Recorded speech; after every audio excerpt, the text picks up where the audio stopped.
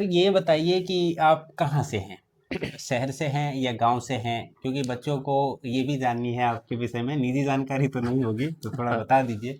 हाँ, बिल्कुल सही बात है। आज हुँ, पहली बार हम बता रहे हैं। हुँ, मेरा जो अपना गांव हुआ वो सामू गांव से हम बिलोंग करते हैं। हुँ, और लखीसराय के सलोनाचक गांव में पिछले 30-40 सालों से यहीं पे रहना हुआ। हुँ, और तब से यहीं से कार्यभार को हम आगे देख रहे हैं। बचपन से यहीं से आगे बढ़े हैं हुँ। और अभी लखीसराय में ही अपना शिक्षा योगदान दे रहे सर, सपने बनते हैं 10वीं या उससे हैं। पहले भी बिल्कुल। बन जाते हैं, तो आपके कैसे सपने बने थे और शिक्षक वाले क्षेत्र में कैसे आ गए? नहीं, मेरा बचपन से दो सपना रहा था। हुँ, एक तो आईआईटी के बारे में नॉलेज हुआ। हुँ, छोटे शहर से लखीसराय से हैं और यहाँ आईआईटी का सपना लखीसराय से तो पूरा नहीं हो सकता था, वो भी उस समय में 2008-9 के करीब में। हुँ, आज तो खैर हर बच्चा मोबाइल के माध्यम से 7-8 में आईआईटी के बारे में जानता है। हुँ, हमको नॉलेज प्राप्त हो गया लगभग इंटर के बाद हुँ, कि भाई आईआईटी भी कोई चीज़ होता है। हुँ, तो जैसे ही नॉलेज प्राप्त हुआ लग गए उसकी तैयारी करने में। 2009 या 10 से कोचिंग स्टार्ट किए। हुँ। उस वक़्त कौन-सी और कक्षा में थे आप? उस समय लमसम 11-12 में होंगे। अच्छा। तो उसी समय से तो कम एज में ही पढ़ाना शुरू कर दिए थे। उसमें कोई ऐसे पढ़ाने का कोई मेन पर्पस पैसा कमाना नहीं था, बस ऐसे ही फ्री चल रहे थे और घर बैठे लखीसराय में थे, कुछ ज़्यादा कोचिंग वगैरह था नहीं। हुँ। तो कुछ विद्यार्थियों से स्टार्ट किए और उसके बाद ये सिलसिला आगे बढ़ गया। शुरुआती दौर से शुरू किए और तो ऑफलाइन ही कोचिंग पढ़ा रहे जी थे। हाँ, बिल्कुल, तो बिल्कुल। ये ऐसा नहीं लगा कभी कि ऑनलाइन में चलते हैं? हाँ, बिल्कुल ऑनलाइन पर्सनली तो हम क्लास लेना चाहते भी नहीं, कुछ लॉकडाउन में ऐसे ही हुँ, ले ऑनलाइन क्लास लिए भी थे। हुँ, लेकिन कभी अंदर से इच्छा होता नहीं ऑनलाइन क्लास लेना, क्योंकि ऑनलाइन क्लास हम विद्यार्थी को अक्सर अपने भी क्लास में सलाह देते हैं हुँ। कि ऑनलाइन क्लास विद्यार्थियों के लिए बेनिफिट नहीं है, मेरा अपना मानना है। सर, पढ़ाते हैं बच्चों को तो जी उन पे एक दबाव रहता है कि सफल होना है, ठीक है? जी हाँ। तो जब असफलता मिलती है तो अपने आप को सँभालना थोड़ा मुश्किल होता है। तो ये आप बच्चों को सिखाते हैं कि किस तरीके से कि फेल हो गए तो क्या जी हाँ, करना बिल्कुल, चाहिए? बिल्कुल, बिल्कुल। ऐसा हम लोग भी ये समझाते हैं कि भाई देखो, इन रिजल्ट आपके जीवन का मेन उद्देश्य नहीं है, इंटर पास होना। उद्देश्य है ना नौकरी लेना उद्देश्य है। हुँ, उद्देश्य ये है कि इतना बढ़िया एजुकेशन कर लीजिए और आपके पास यदि एजुकेशन आ गया, शिक्षा आ गया, हुँ। तो आप कुछ भी करके कमा लीजिएगा। तो जो 10वीं की जो बिहार में पूरे देखा जाए तो वो विद्यार्थियों की संख्या बड़ी होती है। तो बिल्कुल, वो हर साल आ जाते हैं जबकि उतने जाते नहीं हैं। तो बिल्कुल, ये तो बड़ी संख्या होगी। बिल्कुल। तो निजी के क्षेत्र में जाना चाहिए बच्चों को। तो आप क्या सिखाते हैं सर? कभी बताते हैं कि हमारे जैसे शिक्षक बिल्कुल, भी बनना बिल्कुल, है, बिल्कुल, नेता भी बनना है, बिल्कुल, बिल्कुल। व्यापार भी करना है, तो ये सब इसमें कोई चीज़ों दो को राय लेकर नहीं है। के? तो हम विद्यार्थी से कहते भी हैं इसी बात को कि पढ़ाई का उद्देश्य नौकरी मत रखो। हुँ, यदि नौकरी के लिए होगा तो कम से कम नौकरी मिलते मिलते 4-5-6 साल गुजर जाएगा। हुँ, ऊपर से एक चीज आप और गौर करते होंगे, क्लास का टॉपर विद्यार्थी भी हुँ, हम लोग भी देखते हैं, हुँ, लगभग 15-16 साल से पढ़ा रहे हैं। हुँ, तो एक अनुभव हुआ है कि और खासतौर पे लखीसराय एक छोटा जिला है, हुँ। यहाँ विद्यार्थी कोई यूपीएससी तक नहीं जा पाता है, बहुत कम चांस है। नमस्कार, आप देख रहे हैं हेडलाइन रडार और मैं हूं आपके साथ कुंदन। अभी एक अंकुर सर हैं जो लखीसराय में भौतिकी पढ़ाते हैं, कमाल का पढ़ाते हैं, बहुत प्रसिद्धि कमाए हैं लखीसराय जैसे शहर में। तो आज उन्हीं के साथ बैठे हैं और इनसे बात करेंगे, लंबी बातचीत होगी। वैसे गए थे इनके संस्थान में, आप लोगों को देखने को मिली होगी वो वीडियोस जिसमें बच्चे भी सामने थे, उनसे भी सवाल किए हम। तो दो बच्चे शायद सवाल बताए थे अपना कि इस मुद्दे पे हमें जानकारी चाहिए या ये मुद्दा हमें परेशान करता है, तो उसको लेकर के वो लोग सवाल किए। बाकी लोगों के लिए थोड़ा सा मुश्किल हो रहा था क्योंकि पहली बार कैमरा लेकर के शायद पहुंचे थे। तो आज सर से लंबी बात करेंगे और वो वहाँ बढ़िया से बात नहीं हो पाया था क्योंकि शोरगुल होती है तो माइक का आवाज़ ठीक से नहीं पहुँच पाता है। तो सर के साथ बैठे हुए हैं और सर बहुत बहुत स्वागत है हमारे चैनल पे। धन्यवाद आपके सभी दर्शकों को, है ना, जो भी दर्शक आपके देख रहे हैं उनके माध्यम से कोचिंग और आपके लिए दोनों के लिए बहुत बहुत शुभकामनाएं। चलिए सर, सर ये बताइए कि आप कहाँ से हैं? शहर से हैं या गांव से हैं? क्योंकि बच्चों को ये भी जाननी है आपके विषय में, निजी जानकारी तो नहीं होगी, तो थोड़ा हाँ, बता दीजिए। हाँ, बिल्कुल सही बात है। आज हुँ, पहली बार हम बता रहे हैं। हुँ, मेरा जो अपना गांव हुआ वो सामू गांव से हम बिलोंग करते हैं। हुँ, और लखीसराय के सलोनाचक गांव में पिछले 30-40 सालों से यहीं पे रहना हुआ। हुँ, और तब से यहीं से कार्यभार को हम आगे देख रहे हैं। बचपन से यहीं से आगे बढ़े हैं हुँ। और अभी लखीसराय में ही अपना शिक्षा योगदान दे रहे हैं। तो सर गाँव से इधर कब आना हुआ? लगभग मेरे दादाजी लोग ही उसी समय आए थे, उनको सर्विस थी हम्म, और वही आकर के यहाँ पे ज़मीन वगैरह खरीदे और तब से हम लोग बचपन से यहीं पे गुजारे हैं। मतलब आपका बचपन शहर में बीता?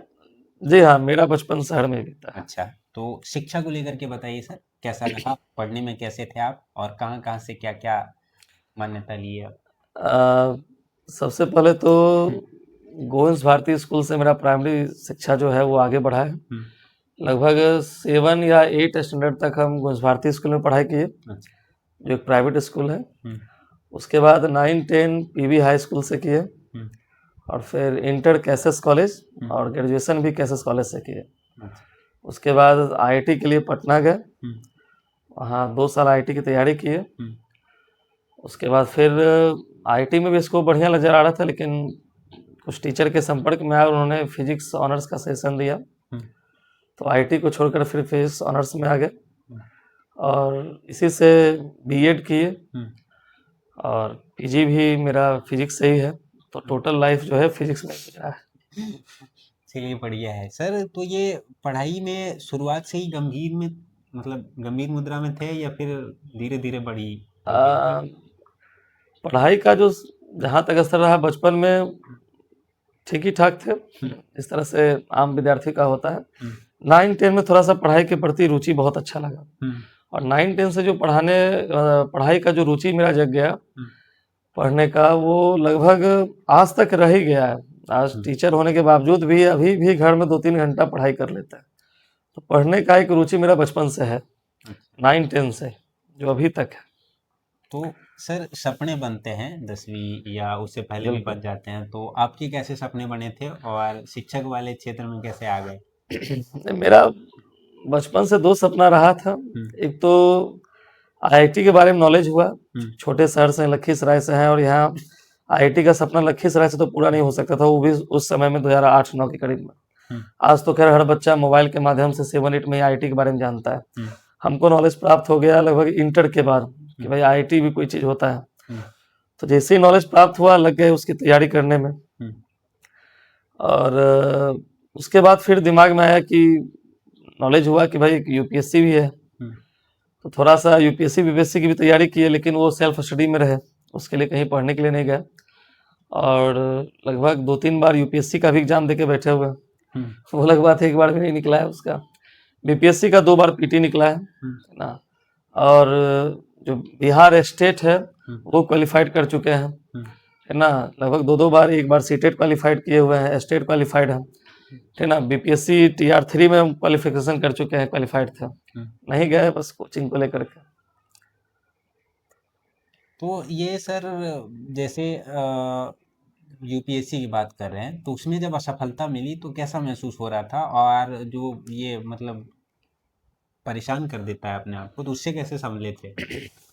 यूपीएससी को लेकर के लगभग आज से 6-7 साल पहले एक बड़ा गजब से दिमाग में मोटिवेशन आ गया कि नहीं हमको यूपीएससी करना है। हुँ, हम कोचिंग पढ़ाना वगैरह भी कम कर दिए थे, लेकिन चूंकि कोचिंग बिल्कुल छोड़ नहीं सकते थे, हुँ, उसके पीछे हम बहुत मेहनत किए थे, हुँ, तो इसीलिए कोचिंग को भी नहीं छोड़ पाए और छोड़ के जा भी नहीं सकते थे हुँ, कि अकेले ही पढ़ा रहे थे हुँ, और बहुत सारे विद्यार्थी थे, छोड़ के जाना ठीक था नहीं। हुँ, तो सेल्फ स्टडी के लिए एनसीईआरटी सारे बुक को ले आए थे और खुद से ही पढ़ाई कर रहे थे। हुँ, चूँकि थोड़ा नॉलेज था कि मेन एनसीईआरटी होता है, तो उसको लेकर के थोड़ा-सा प्रोसेस किए, लेकिन उतना ज़्यादा फ़ोकस नहीं दे पाए, जितना देना चाहिए था, हुँ, एज़ ए स्टूडेंट यूपीएससी के लिए। हुँ, फिर भी ठीक रहा, एक्सपीरियंस रहा।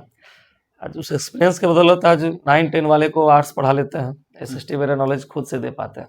हुँ, तो साइंस के साथ-साथ आर्ट्स का भी थोड़ा-सा नॉलेज ज्ञान हो गया, हुँ, तो विद्यार्थी लोग को भी हेल्प हो जाता है। फिजिक्स पढ़ाया तो उसी में कुछ हिस्ट्री की भी बातें आ गई, हुँ, तो विद्यार्थी को दोनों का फ़ायदा हो जाता है। जोड़ करके बता देते हैं। जी हाँ। अच्छा सर, तो ये शिक्षा वाला क्षेत्र में कहाँ से शुरुआत हुई? कौन सा साल था जब इधर कदम रखे और कैसे धीरे-धीरे शुरुआत हुई? लगभग 2009 या 10 से कोचिंग स्टार्ट किए उस वक़्त कौन सी और कक्षा में थे? उस समय लमसम 11-12 में होंगे। अच्छा। तो उसी समय से मतलब कम एज में ही पढ़ाना शुरू कर दिए थे। उसमें कोई ऐसे पढ़ाने का कोई मेन पर्पस पैसा कमाना नहीं था, बस हुँ, ऐसे ही फ्री चल रहे थे और घर बैठे ही लखीसराय में थे, कुछ ज़्यादा कोचिंग वगैरह था नहीं। हुँ। तो कुछ विद्यार्थियों से स्टार्ट किए और उसके बाद ये सिलसिला आगे बढ़ गया। तो तो ये मतलब कितनी मशक्कत वाली रही, थोड़ा वो भी बताइए हमें कि जब शुरुआत किए होंगे तो थोड़ा परेशान तो करता होगा हाँ क्योंकि 2 हाँ, बच्चे ये बात आते तो हैं। सही है। हुँ, क्योंकि शुरुआती दौर में जब कोचिंग स्टार्ट की तो उस समय ये नहीं था कि हमको कोचिंग पढ़ाना है। उस समय चूंकि आईआईटी की भी तैयारी कर रहे थे, हुँ, प्लस दिमाग में यूपीएससी और बीपीएससी भी घूम रहा था हुँ, कि जॉब लेना है। ये बस एक टेम्पोररी पार्ट टाइम के लिए हुँ, चल रहा था, उद्देश्य पैसा कमाना इसका नहीं था, हुँ, ये बस ऐसे ही था। हुँ, लेकिन बस इसमें उधर क्या हुआ कि मेरा खुद का एजुकेशन धीरे धीरे घटता गया और पढ़ाने का एजुकेशन मेरा बढ़ता चला गया। हुँ, इसमें जब पूरा हम 2000 लगभग 12-13 से हम पूरा तरह से इसमें इंटर हो गए, हुँ, उसके बाद इसमें भी बहुत कंपटीशन नजर आने लगा, हुँ, क्योंकि मार्केट में बहुत सारे टीचर्स हैं, नए नए हैं, सब एक्सपीरियंसल हैं। हुँ, इसमें फिर एक होड़ जैसा हो जाता है। तो उसमें ज़्यादा संघर्ष तो नहीं करना पड़ता है, लेकिन फिर भी अपना एक डायरेक्शन है, हुँ। उसी के माध्यम होते हुए आगे बढ़ते रहे। मेहनत थोड़ा रहा तो सफलता भी हासिल हो गई। तो ये शुरुआती दौर से शुरू किए और तो ऑफलाइन ही कोचिंग पढ़ा रहे जी थे, हाँ, बिल्कुल तो बिल्कुल। ऐसा नहीं लगा कभी कि ऑनलाइन में चलते हैं?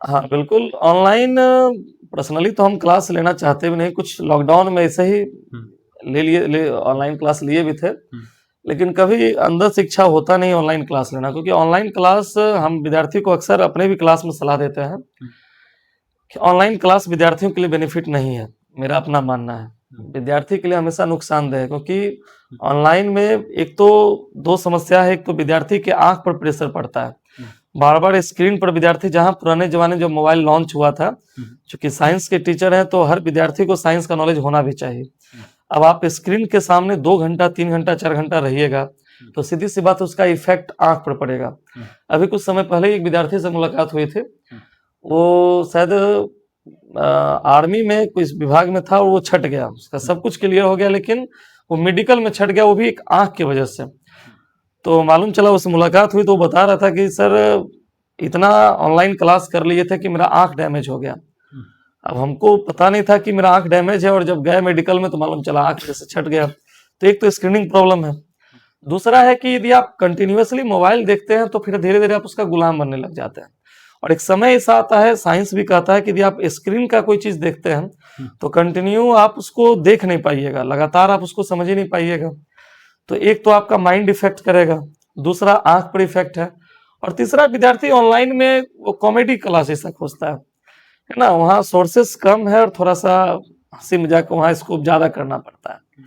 जबकि एक हायर एजुकेशन के लिए ज्यादा उसकी आवश्यकता नहीं है, विद्यार्थी खुद सीरियस होता है। तो इसीलिए ऑनलाइन प्रिफर्ड हम भी विद्यार्थी को नहीं करते हैं, और ज्यादा विद्यार्थी को सलाह भी देते हैं हुँ, कि ऑनलाइन यदि मजबूरी हो, आप दूर गांव में हैं, हुँ, नहीं कोई ऑप्शन है, हुँ, या पैसे कम है, ऑनलाइन का फी भी बहुत कम रहता है, हुँ, तो उस दृष्टिकोण में आप ऑनलाइन ले सकते हैं। बाकी तो यदि आपके पास टीचर अवेलेबल है हुँ, तो ऑनलाइन तो बिल्कुल मत जाइए, और अपने शरीर और स्वास्थ्य पर भी ध्यान दीजिए, क्योंकि मोबाइल पर पढ़ने की अपेक्षा वो एक टीवी देखने के बराबर हो गया, जो तुरंत दिमाग में रहा और तुरंत निकल गया। सामने टीचर के पास बैठेंगे तो वो आप पर प्रेशर पड़ता है, वहाँ टीचर आपको डांटेगा, बोलेगा, तो उसका प्रेशर विद्यार्थी ऑनलाइन नहीं ले सकता है। हुँ। तो क्लास में बैठ के पढ़ने का मजा कुछ और है, ये बेनिफिट है। चलिए सर, ठीक है। सर पढ़ाते हैं बच्चों को तो क्या? उन पे एक दबाव रहता है कि सफल होना है, ठीक है? जी हाँ। तो जब असफलता मिलती है तो अपने आप को सँभालना थोड़ा मुश्किल होता है, तो ये आप बच्चों को सिखाते हैं कि किस तरीके से, कि फेल हो गए तो क्या जी हाँ, करना चाहिए? बिल्कुल बिल्कुल बिल्कुल, क्योंकि हम एक ऐसे टीचर हैं जो क्लास 5 से लेकर के 12 तक पढ़ाते हैं, हुँ, और संयोग ऐसा है कि अकेले ही पढ़ाते हैं, और ये भी बात है कि सारा सब्जेक्ट पढ़ा देता है। तो लगभग उस दृष्टिकोण में कई सारे ऐसे स्टूडेंट होते हैं, खासतौर पे जो 12 वाले हैं, हुँ, वो उनका रिजल्ट किसी साल बाय चांस खराब हो गया तो वो बेचारे बड़ा प्रेशराइज हो जाते हैं। हुँ, एक तो फैमिली प्रेशर है कि उनको 18 वर्ष उम्र पूरा होगा, इंटर पास होंगे, तुरंत जॉब के लिए जाना है। हुँ, लेकिन फिर मान लीजिए फेल हो गया, हुँ, तो फेल होने के बाद अब उनके दिमाग में एक और टेंशन है कि पहले हमको इंटर ही निकालना है। हुँ, तो बेचारे अपने आप को बहुत बैक अपने आप को समझने लग जाते हैं, उनको लगता है कि मेरा सब कुछ खत्म हो गया। हुँ, तो उनको हमेशा हम लोग भी ये समझाते हैं कि भाई देखो, रिजल्ट आपके जीवन का मेन उद्देश्य नहीं है इंटर पास होना। उद्देश्य है ना नौकरी लेना, उद्देश्य है, हुँ, उद्देश्य ये है कि इतना बढ़िया एजुकेशन कर लीजिए और आपके पास यदि एजुकेशन आ गया, शिक्षा आ गया, तो आप कुछ भी करे कमा लीजिएगा। हम भी यूपीएससी वीपीएससी की तैयारी किए, भले सक्सेस हुआ नहीं हुआ वो एक अलग मत, लेकिन इतनी क्षमता आ गई कि किसी 2 बच्चे को पढ़ा करके 2 वक्त का रोटी कमा लेता है। तो शिक्षा इसीलिए जरूरी है, उसको सफलता और सफलता से नहीं देखना है, जबकि असफलता यदि आप में आ गई तब और बढ़िया है। कई बार कुछ विद्यार्थी फेल हो जाते हैं, तो 2 मिनट के लिए हमको भी खराब लगता है, लेकिन एक दृष्टिकोण में अच्छा भी लगता है, चलो अगली बार अब तुम एक्स्ट्रा मेहनत करेगा, उसमें एक हौसला एक्स्ट्रा बढ़ता है कि चलो अगली बार तुम, अब वो लड़का जब तक जॉब नहीं लगा तब तक वो मेहनत करता रहेगा। तो इसमें गिरावट होने का चांस ज्यादा है कि लड़का माइंड से गिर गया कि अब हम क्या करें। बहुत साल पहले एक लड़का मेरे पास पढ़ता था, मैट्रिक का, सूरज नाम का लड़का था, नाम बोलना तो इसे ठीक नहीं था। वो लड़का बहुत पढ़ने में ठीक ठाक था, लेकिन मैट्रिक को हो गया वो 2nd डिवीजन, उसके ग्रुप के सारे लड़के हो गए 1st डिवीजन, अच्छे नंबर से पास हुए। उसके बाद आप जान लीजिए कि वो लड़का पढ़ना ही छोड़ दिया। बीच में 1-2 बार मुलाकातें हुई तो पूछे भाई, तो इसका ऐसा माइंडसेट गिर गया कि वो पढ़ाई ही छोड़ दिया, जैसे तैसे इंटर किया और अभी वो किसी दूसरे काम में बिजी है। तो यही हो गया कि कई बार माइंडसेट नीचे गिर जाता है। तो हम लोग का भी कोशिश रहता है कि विद्यार्थी को थोड़ा सा दिमाग से मजबूत कर दे। मम्मी पापा सर होते हैं, उनको हर क्लास में पहले से लेकर के टॉप चाहिए, हाँ तो ये बिल्कुल मानसिकता, जबकि जाहिर सी बात है अगर 10th तक ना भी आए टॉप पे तो कोई बड़ी बात थोड़ी ना है, 3rd डिवीजन से भी, लेकिन नॉलेज अगर ठीक ठाक हो। वैसे भी तो अभी एक चोरी वाला मामला चलता है, क्या चोरी वाला पे बाद में बात करेंगे। तो ये माइंडसेट क्यों है मम्मी पापा के कि एकदम टॉप पे ही रहना है? हाँ, देखिए इसका बड़ा एक सिंपल सा रीजन है। इसका कई आंसर है। एक तो यदि मम्मी पापा खुद पढ़े लिखे हैं तो उनको पता है कि पढ़ना कितना डिफिकल्ट है। डिफिकल्ट तो नहीं है, मतलब वो पता चल जाता है पढ़े लिखे लोग। लेकिन यदि मम्मी पापा थोड़े से भी मतलब शिक्षा में थोड़े से इधर उधर है, तो फिर उनको एक माइंडसेट है कि यदि हम अपने बच्चे को स्कूल कोचिंग भेज रहे हैं तो उनका एक दिमाग है कि मेरा बच्चा फर्स्ट ही अब आना है। उनको ये नहीं पता है कि यदि क्लास में 50 स्टूडेंट तो 50 फर्स्ट नहीं आएगा, और हर माँ बाप अपने बच्चों के लिए पैसा खर्च कर ही रहा है। जो भी रिजल्ट आया संतावना देकर के उसको आगे के लिए मोटिवेशन करना था कि चलो कोई बात नहीं है, बहुत बढ़िया रिजल्ट है, आगे और बढ़िया से पढ़ना है। लेकिन माँ बाप ये ना कर करके उल्टा कर रहे हैं। और खासतौर पे ये छोटे बच्चों में तो फिर भी ठीक है, लेकिन जो बच्चे मैट्रिक इंटर पास करते हैं उन पर तो बहुत ज्यादा हाई दबाव पड़ जाता है। एक तो वो अपने घर का स्थिति देख रहे हैं, दूसरे से गार्जियन भी अब अपना हाथ बैक कर लेते हैं। अभी बच्चा को एक समोसा भी खाना है, इंटर का बच्चा बताइए जिसका उम्र 14 साल 18 साल पूर्ण चुका है, वो बच्चा एक समोसा खाने के लिए भी अपने पिताजी से 10 रुपया मांगता है, कितना खराब लगता है। तो वो बच्चा बेचारा अब प्रेशराइज होकर के पढ़ाई भी कर रहा है, उसको जानता है कि यदि हम नहीं बढ़िया रिजल्ट लाए तो मेरा भविष्य खराब है। तो वो धीरे धीरे 5, 6, 7, 8, 9 आते आते बच्चों के दिमाग में आ जाता है खुद हमको अब लाना ही होगा। प्लस जहां तक माँ बाप की रही तो हम तो यही कर सकते हैं कि माँ बाप में भी थोड़ा सा वैसे हर बच्चों से चाहत रखना अच्छी बात है, खराब बात नहीं है कि मेरा बच्चा अच्छा नंबर ना लाए, लाना ही है, मेहनत कर रहा है बच्चा। लेकिन ये थोड़ा सा कम भी लाता है तो इससे मेरे माता पिता कभी हमको अच्छा खराब रिजल्ट आया तो कभी नहीं कहे कि हाँ मतलब खराब क्यों हो गया या ऐसे कैसे, ठीक है जो भी है आगे मेहनत करना है। तो हर माँ बाप को कोशिश यही करनी चाहिए कि बच्चे का नंबर कम भी आया है तो उसको आगे के लिए प्रेफर करें। सर एक चोरी वाला मामला जो चलता है, बिहार बोर्ड में जम के चोरी चलती है, और इसमें जो बच्चे पढ़ने वाले हैं जी हाँ, वो डीमोटिवेट फील करते हैं कि भाई हमसे जो नहीं पढ़ा है वो चोरी कर करके बढ़िया नंबर ले आता है, तो मतलब उस पे थोड़ा नकारात्मक बिल्कुल प्रभाव बिल्कुल पड़ता बिल्कुल है। बिल्कुल इसको आप लेकर के आप क्या सोचते हैं? बिल्कुल आप ये सही बिल्कुल सही क्वेश्चन पूछ रहे हैं आप। जानते हैं आज के दौर में हम तो, और या आप भी जिस दौर से गुजरे हैं वहाँ एक समय ऐसा था कि बिहार बोर्ड से यदि कोई लड़का 2nd डिवीजन भी केवल पास हो जा रहा है तो वही बहुत बड़ी बात होती थी। पूरे गांव में खुशी का लहरता होता कि मेरा बेटा पास हो गया।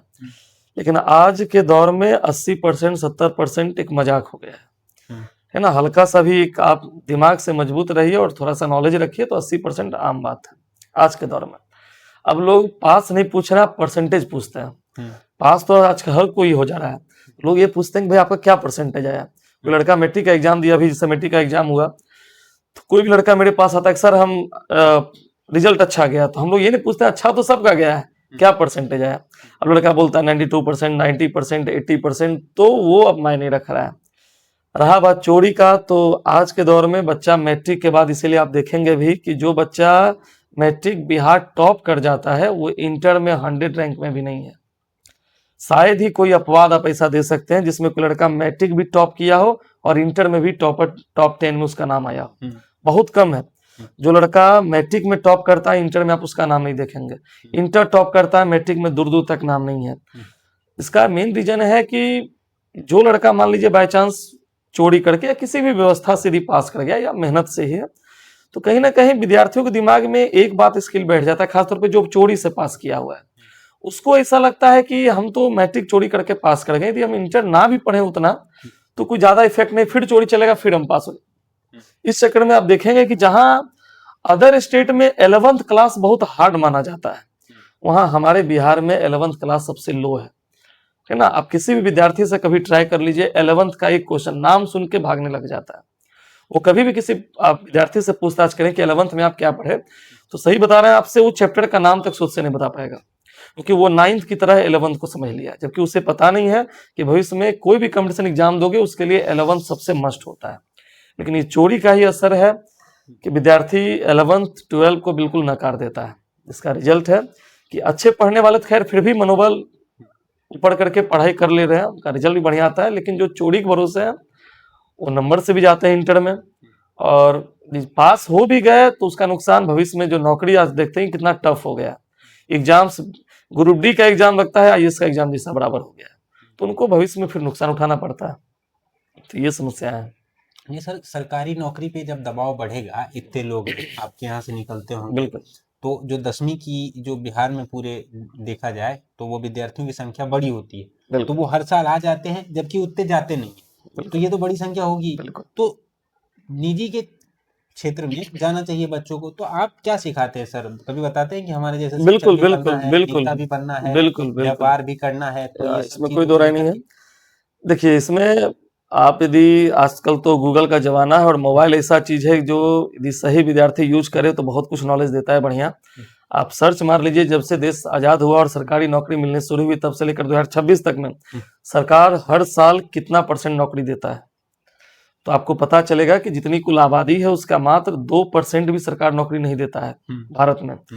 2% के आप आंकड़ा निकाल लीजिए कि सूद से सरकार, यदि सिर्फ बिहार की बात की जाए तो हर साल 2-3 लाख भी सूद से नौकरी नहीं दे पाता है सरकार।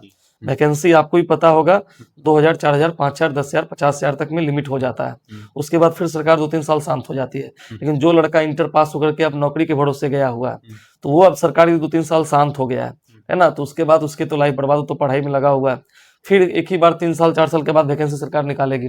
अब उसमें जो पहले से पास आउट है, जो अभी पास हैं, सब मिलकर फॉर्म भर रहे हैं, तो मतलब जो पास कर गए इंटर बीए पास हो गए हैं, वो अब पढ़ाई जारी रखिए, सरकार कब वैकेंसी मारेगी, जब वैकेंसी देगी तो आप उसका वेट करते रहिए, फिर एक ही बार में लाखों लोग कूदेंगे उसमें। इससे बेहतर है, मेरा अपना भी समझ कहता है, हम पर्सनली अपने बारे में बता सकते हैं आपको, हम सीरियसली कभी नौकरी की तैयारी नहीं की, और ये भी सच बात है कि पढ़ाते पढ़ाते ही हमसे टीचर वाले जितने भी स्टेट सीटर थे सब क्वालिफाई हो गए, हमको अलग से कहीं किसी किताब की आवश्यकता नहीं पड़ी। तो हम विद्यार्थी से कहते भी हैं इसी बात को कि पढ़ाई का उद्देश्य नौकरी मत रखो, यदि नौकरी के लिए होगा तो कम से कम नौकरी मिलते मिलते 4-5-6 साल गुजर जाएगा। ऊपर से एक चीज आप और गौर करते होंगे, क्लास का टॉपर विद्यार्थी भी हम लोग भी देखते हैं, लगभग 15-16 साल से पढ़ा रहे हैं, तो एक अनुभव हुआ है कि, और खासतौर पे लखीसराय एक छोटा जिला है, यहाँ विद्यार्थी कोई यूपीएससी तक नहीं जा पाता है, बहुत कम चांस है। अभी आज ही कल पता चला हमको कि लखीसराय मानो सूर्यगढ़ा प्रखंड के लगभग मानो गांव के एक लड़के, क्या नाम था, शायद कुछ नाम भूल रहे हैं, कल की घटना बता रहे हैं, शायद वो लेफ्टिनेंट या मेजर बन गया। बहुत खुशी हुआ देखकर कि लखीसराय में भी कोई मेजर या लेफ्टिनेंट है ना, और बड़ा अच्छा भव्य स्वागत हुआ उनका। तो एक अच्छा है कि लखीसराय, जहां बच्चे बिहार पुलिस और दरोगा को ही अपना एक जिंदगी मान रहे हैं, कम से कम ऊपर तक जाए, एनडीए जैसे एग्जाम को देकर के देखें, और बहुत सारे एग्जाम के सोर्स हैं। लेकिन यहाँ चूंकि एक तो गांव के बच्चों में सोर्स की बहुत कमी है, उनको लगता है कि बस बिहार पुलिस, ग्रुप डी, यही 2-4 एग्जाम है, बस उसी में वो लगे हुए हैं, और उसमें इतनी भीड़ है कि आप सेलेक्ट नहीं हो सकते हैं अदर भी एग्जाम से। प्लस दूसरा है कि नहीं नौकरी लगा, 2-3 साल तक नौकरी की तैयारी कीजिए, लग गया ठीक है, एकदम जी जान लगा दीजिए 2-3 साल, इसमें तो कोई दो राय नहीं। क्योंकि हम जिस समाज से बिलोंग करते हैं, यहाँ नौकरी पैसा कमाने का उद्देश्य नहीं है, इज्जत है। जी सर। बात है, आप मान लीजिए हम ठीक है 2 पैसा ऊपर नीचे कमा सकते हैं, लेकिन गांव के मामले में अभी भी हम बहुत पिछड़े हैं। फैक्ट बात है ना। हम ठीक है ताजमहल भी बना देंगे तो गांव में हम फिर भी कम रहेंगे, ये बात आपको भी पता होगा। हाँ, गांव के लोगों में एक मेंटलिटी है कि आप ग्रुप डी भी निकालिए लेकिन एक सरकारी नौकरी जरूर लीजिए। और उनका एक मानना ये भी है कि ठीक है आज हम फर्श से अर्श पर आ गए तो प्राइवेट में कभी भी आप नीचे गिर जाओगे, तो माँ बाप कभी बुरा नहीं सोचते हैं। तो उनको लगता है कि सरकारी नौकरी लग गई तो मेरा बेटा 2 पैसा कहीं भी रहेगा तो बुढ़ारी तक कमा लेगा। उनके दिमाग में एक मेंटलिटी बैठा हुआ है, तो इसीलिए उनका एक सोच होता है कि नहीं तुमको सरकार प्राइवेट लेना ही नहीं लेना है, तुमको सरकारी नौकरी में जाना है। तो बच्चों में भी बचपन से ही एक भावना बैठ गया है कि हमको सरकारी नौकरी लेना है। तो ये भावना, और जहाँ समाज भी इज्जत दे रहा है उसको, तो सीधी सी बात है सरकारी नौकरी प्रबल हो गया, तो इसलिए भी एक दहेज चला हुआ है। तो इसमें बदलाव कैसे आएगा, इस पे थोड़ा बताइए। बदलाव लाने का एक बड़ा बढ़िया सिस्टम है कि जो विद्यार्थी आज के दौर में शिक्षित हो रहे हैं वो ठीक है 2-3 साल सरकारी नौकरी कर लीजिए, तैयारी कर लीजिए, हो गया तो बहुत बढ़िया बात है। नहीं होता है तो आप जिस क्षेत्र में बेहतर है, किन्हीं को पेंटिंग बनाने का शौक है, आज हमको जहां तक मेरा नजरिया है कि यदि हम सरकारी नौकरी में होते तो कितना खूब करते तो कितना कमा पाते। सरकार जो एक पेड करती है वो भी 12 घंटा आपको ड्यूटी करना है, उस पर आप 30, 40, 50, 60, 1 लाख यही कमा सकते हो। लेकिन यदि आप प्राइवेट सिस्टम में हो तो यहाँ पर घंटा नहीं चलता है, समय पर बॉन्डिंग नहीं है, यहाँ मेहनत करते रहो दिन रात, पैसा कमाते रहो। तो इसका मतलब विद्यार्थी को ये बात सोचना पड़ेगा कि यदि आपका उद्देश्य पैसा कमाना है, इज्जत कमाना है, तब तो सरकारी नौकरी ठीक है। लेकिन यदि आपका यह है कि हमको खूब सारा पैसा कमाना है और पैसा आ गया तो फिर नाम शोहरत तो इसे भी आ गया, तो पैसा कमाना है तो आप जिस क्षेत्र में मेहनत कर रहे हैं बचपन से, यदि आपको बढ़िया पेंटिंग आता है तो पेंटिंग में बहुत बड़ा बढ़िया स्कोप है, आपको खेलना आता है उसमें बहुत।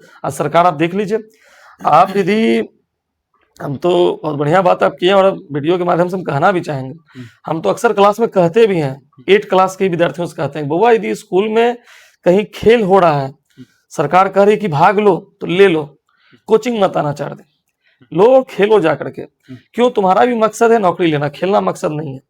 कल खेलोगे, थोड़ा ऊंचे स्तर पर चले गए, उसमें भी भीड़ है, यदि ऊंचे स्तर पर चले गए, पढ़ाई में थोड़ा वीक भी रहोगे, तो सरकार आपको इसे भी स्पोर्ट कोटा में आपको नौकरी दे रही है और बेहतरीन नौकरी दे रही है, वहां से भी आप आगे बढ़ सकते हो। डिग्री कितने सारे लोग गए हुए हैं, आज आप देख लीजिए क्रिकेटर में आपको ही पता होगा, बहुत सारे क्रिकेटर ऐसे हैं जो डीएसपी बन रहे हैं, उनका एजुकेशन आप पता कीजिए क्या है, तो मालूम चला इंटर पास भी नहीं है, बन गए डीएसपी। तो बताइए खेल करके लोग डीएसपी बन जा रहे हैं, या पढ़ करके लोग बूढ़े हो जा रहे हैं तो बिहार पुलिस से निकाल पा रहे हैं। इसका मतलब ये नहीं सोचना है कि हम किसी भी क्षेत्र में जा रहे हैं तो हम कमजोर पड़ रहे हैं। जिस क्षेत्र में रहिए इतना मेहनत कीजिए कि उसी क्षेत्र में आप आगे बढ़ जाइए, उसका स्कोप ढूंढिए, नहीं आपके डिस्ट्रिक्ट में कहीं और स्कोप ढूंढिए और उसमें बेहतर कीजिए, बहुत पैसा है, कोई दिक्कत नहीं। सर एक चीज़ और रहती है, जैसे सिपाही वाले नौकरी में जाते हैं लोग, तो जाने से पहले जो प्रशिक्षक होते हैं जो उसे प्रशिक्षित करते हैं कि भाई दौड़ना कैसे, कैसे, गोला कैसे फेंकना, तो ये लोग बड़ा एक मतलब गाना वो चलाते हैं दबंग वाला है ये वो, और मतलब जिला अधिकारी की भी देखते होंगे तो सबसे ज्यादा उसमें रहता है कि भाई पावर गेम में होता है ये, तो क्या सच में नौकरी ऐसा चीज दिला देती है कि भाई तुम ही हो सब कुछ, राजा जैसा वो महसूस करवा देते हैं गानों के माध्यम से, ये रील बना करके, इसको लेकर आप जानते हैं बहुत गहराई वाली बात आप पूछ लिया। वैसे तो भी हम इसका चर्चा किए ही तुरंत अभी कि गांव में ये जितने भी आप जो ये दबंग वाली देख रहे हैं, आप इसमें कभी स्टडी कीजिएगा एक बार, और आपके माध्यम से आप इस क्षेत्र में जुड़े हुए तो आपको पता चल भी जाएगा, जितने भी वहाँ इस विद्यार्थी हैं उसमें से आपको पता चलेगा कि 70 to 80% स्टूडेंट गांव से बिलोंग करते हैं, है ना। कि शहर वाले चाउमीन नूडल्स खा करके वो ज्यादा बिहार पुलिस में वो दौड़ धूप उनसे उतना हो नहीं पाएगा, और गांव वाले बचपन से उनके दिमाग में ये सपना बैठा हुआ है कि बिहार पुलिस दरोगा जो भी है उसमें सेलेक्ट होना है। दूसरी बात है कि जहां तक ये जो आप दबंग वाली बात किए हैं वह और या फिजिकल, इसमें आप देखना कभी कि एक तो गांव वाले बच्चों में जहां पिताजी दिन भर गरीबी और बेरोजगारी में किसी तरह से किसानी करके मवेशी को पाल करके 2 रुपया उपार्जन कर रहे हैं, वहां यदि उस गांव में एक भी बच्चा बिहार पुलिस की नौकरी ले लेता है तो सीधी सी बात है उनकी सैलरी 40-50 हजार की स्टार्ट हो जाती है। फिर एक बढ़िया व्यवस्था शुरू हो जाता है, वो अपने बच्चे को बढ़िया जगह पढ़ाने लगते हैं, उनका बोल चाल तौर तरीका सब चेंज होता है पैसा आते ही। तो बाकी जो बच्चे देख रहे हैं उनको लगता है कि भाई यही नौकरी ठीक है, इससे बढ़िया कुछ नहीं है। अब वो उसी को अपना फ्यूचर मान लिया कि चलिए भाई अब क्या चाहिए, दौड़िए सुबह सुबह उठ करके, घर का अपना देसी सब कुछ है ही, खाना पीना एनर्जी है ही, अपना दौड़ रहे हैं। दौड़ करके एग्जाम भी अब तो थोड़ा टफ भी कर दिया, पहले तो इजी भी था, एग्जाम किसी तरह से निकाल भी लिए थोड़ा मेहनत करके आराम से। और मेडिकल तो ऑलरेडी सब गांव वाले हैं, दौड़ धूप कर रहे हैं तो फिट रहते ही हैं। सर एक मिनट, थोड़ा हम मुद्दे से उतर जा रहे हैं। मेरा ये कहने का मतलब है जैसे वो नहीं है, वो तो ठीक है, एक जो गाने से लगाई जाती है कि मतलब सिपाही बन गए तो दबदबा, दरोगा का मतलब हम पूछे थे कुछ लोग तो वो बोलते हैं कि दरोगा मतलब दबदबा। क्या सच में नौकरी पर जाने के बाद दबदबा उसका होता है, नहीं, या वो सरकार के एक नौकर है, एक सेवक है, वो उनको सेवा करनी होती है। तो ये जो बना के रखते हैं और बच्चों में ये जो बनी होती है, बाद में वो जाएंगे तो उनको अलग लगेगा ना, तो वो लगेगा झूठ है, जबकि पहले पता होना चाहिए कि भाई ये सब झूठ है। उसको लेकर के मैं हाँ बिल्कुल उसी पर हम मुद्दे पर अभी आ ही रहे थे सॉरी सर कि नहीं जैसे हम वो जो दबदबा की जो बात आप की ना, जो गाने के माध्यम से, रील्स के माध्यम से, चाहे बिहार पुलिस हो, दरोगा या जो भी हो, तो हम उसी से भी आ रहे थे कि गांव में जो, चूंकि ये सारा चीज हम आपको नहीं बताया कि शहर के लिए नहीं लागू नहीं हो रहा है, ये सब कुछ गांव वालों के लिए लागू हो रहा है। उनको ये दिखाया जा रहा है कि ये बहुत बड़ा जॉब है ना। और वो जो इसको ट्रेनर हैं, जो भी चीज इसमें कर रहे हैं, है ना, हमारे भी बहुत सारे जान पहचान कुछ विद्यार्थी लोग भी हैं जो भी ट्रेनिंग करवाते हैं, हमारे बहुत सारे विद्यार्थी अभी ट्रेनिंग भी करवा रहे हैं, है ना, मेरे संपर्क में भी रहते हैं अक्सर, और बहुत सारे मेरे विद्यार्थी बिहार पुलिस वगैरह में भी हैं। तो उनका जैसे बताए ना कि जहां वो गरीबी से निकले और वहां उस ऊंचाई पर पहुंचे, तो जो बाकी लोग हैं उनके लिए लगता है बहुत बड़ा चीज है, तो वो फिर उस चीज को ऊपर करने के प्रयास के चक्कर में कि भैया हम अब बिहार पुलिस बन गए, दबदबा है बना हुआ है ना। या फिर दरोगा तक की बात है तो दरोगा का मतलब आप कहीं भी देखेंगे तो ज्यादातर दबदबा नहीं लगता है, आप कभी समझेंगे इस बात को। आप भी शहर में रहते हैं, अधिकांश दरोगा को देखिए बेचारे दिन रात बैठ के पसीना पोंछते नजर आएंगे। हाँ, जॉब लेने से पहले चूंकि वही सिस्टम आ गया कि जहां गरीबी चल रही है वहां जॉब मिल गया, एक अच्छा खासा है, पीछे 2-4 बॉडीगार्ड भी आ गए हैं, लेकिन कभी उनसे जाके आप पूछिएगा कि क्या आप इस नौकरी से खुश हैं, क्या आप अपने बच्चे को इसमें भेजना चाहेंगे, तो कभी वो हाँ नहीं बोलेंगे, है ना। मेरे बहुत सारे विद्यार्थी कुछ मित्रगण में भी बिहार पुलिस दरोगा में है, तो उनसे भी हम पूछते हैं कि क्या आप अपने बच्चे को इस लाइन में भेजना चाहेंगे, तो कहते नहीं, 24 घंटा की ड्यूटी है सर। दरोगा देखने में ठीक है, क्योंकि अब मान लीजिए मेरे पास कोई जॉब नहीं है, वो भी मिल गया तो मेरे लिए बहुत है, बहुत कुछ है वो, है ना। प्लस हाँ पावर तो है ही। अब दरोगा मान लीजिए बन के आप कहीं पहुंच गए, किसी पर एक डंडा चला दिए, कौन आपको बोलेगा। लेकिन हाँ, आज के जागरूक माहौल में यदि आप पुलिस वाले हैं, दरोगा के आप डीएम भी और किसी पर एक थप्पड़ चला दिए हैं तो जान लीजिए फिर आपकी खैर नहीं है। आजकल तुरंत लोग वो मोबाइल निकाल ले रहे हैं, वीडियो बना दे रहे हैं, तुरंत वो बर्खास्त हो जा रहे हैं। तो वो पुराना सिस्टम जहाँ था, नहीं पुराने समय में गांव का दरोगा भी डीएम रहते थे, दबदबा सच में बना हुआ था। लेकिन आज के दौर में देखा जाए तो बस चाहे दरोगा रहिए या डीएम रहिए, ड्यूटी सबको करना है सामान्य रूप से। और सर एक चीज ये होती है कि शहर वगैरह में या फिर कहीं भी अब मजबूरी को व्यापार बना दिया जा रहा है। जैसे पहले अगर हमको चेंज लेनी थी, 500 रुपये का नोट है और चेंज लेनी थी तो आसानी से लोग दे देते थे, अब नहीं देते हैं। रहने के बाद भी वो मजबूरी देखते हैं। या फिर कोई भी रेलगाड़ी से आप गुजर रहे हो, जहाँ देखिए कि पानी नहीं मिल रहा है, तो वो पानी जो 10 रुपए की मिलनी चाहिए वो 25 रुपए में देते हैं। तो ये मजबूरी जो व्यापार बनती जा रही है, बिल्कुल सही बात है। मजबूरी व्यापार आज के दौर में, चूंकि देखिए एक बात तो समझ लीजिए, आज का दौर पूंजीवादी दौर है। भारत कहा जाता है कि एक मिश्रित अर्थव्यवस्था वाला देश है। मिश्रित का मतलब हो गया कि जहां पर पैसा ना भी हो तो काम चल जाएगा। गांव में आप भोज खाने जाइए और आपको कार्ड नहीं भी मिला है तो आप पूरा परिवार समेत आप जाके खा सकते हैं। लेकिन आज का जो अब दौर आ गया है, ये अब वो साम्यवाद जो स्थिति थी पुराने वाली, वो मिश्रित नहीं रह गया है। अब केवल भारत क्या, अब दुनिया का अधिकांश देश पूंजीवाद को अपना लिया, और पूंजीवाद का मेन एक ही उद्देश्य होता है पैसा, है ना। उस सामने में वो आप उसके रिलेशन भी हो, चाहे बाकी चीज तो छोड़ दीजिए, आपके सामने आपके पिताजी भी हो तो लोग उनसे भी पैसा मांगने में हिचकिचाते नहीं, आज का दौर ऐसा आ गया। तो पूंजी विचारधारा में इस तरह की बातें आम बातें हो गई। दूसरी बात है कि धीरे धीरे जब पूंजीवादी विचारधारा लागू हुई तो इंसानियत पीछे रह गया। आज आप ट्रेन और रेलगाड़ी तो फिर भी चलिए ठीक है, हर क्षेत्र में ये बात हो गया। आप पकड़ जाइए, आप मान लीजिए आप थाने चले गए, पुलिस वाले सीधे आपसे कहते हैं कि भाई 200 रुपया लाइए हम छोड़ देंगे। तो बताइए, वहां भी तो मजबूरी का फायदा उठाया गया। अभी अतिक्रमण चल रहा है, अतिक्रमण के दौर में आप देखिए, मान लीजिए कोई ठेला वाला कर रहा है कि पुलिस वाले से नहीं, हमको भी रहने दीजिए, है ना, शाम तक आज हमको बेच लेने दीजिए, अभी पर्व चल रहा है, तो वो वहां रह जा रहा है। कुछ पैसा लिया, तो पैसा देखिए हर कोई ले रहा है, यहाँ तक कि चाहे वो पुलिस विभाग हो, डॉक्टर भी हो, देख लीजिए सबसे अधिक तो मेडिकल करप्ट है। आप तो कई फिल्म भी देख चुके हैं कि हम मरे हुए लोग, अब इतना बताइए इंसानियत क्या नीचे गिर गया कि मरे हुए लोग का पैसा कौन लेता है, वो भी भारत जैसे देशों में ले ही रहा है। हमारा हॉस्पिटल इसमें भी पीछे नहीं है, मरे हुए लोग से ही पैसा वसूल रहा है। तो जिंदा तो छोड़िए, बाकी सब कुछ तो जब मरने के बाद यहाँ लोग पैसा वसूल ले रहे हैं। यहाँ तक कि शिक्षा लाइन में भी वही हाल है। आप प्राइवेट स्कूलों में जाइए, कोचिंगों में आइए, आप कोचिंगों में भी पता कर लीजिए, वहां भी इस तरह की स्थिति है ना।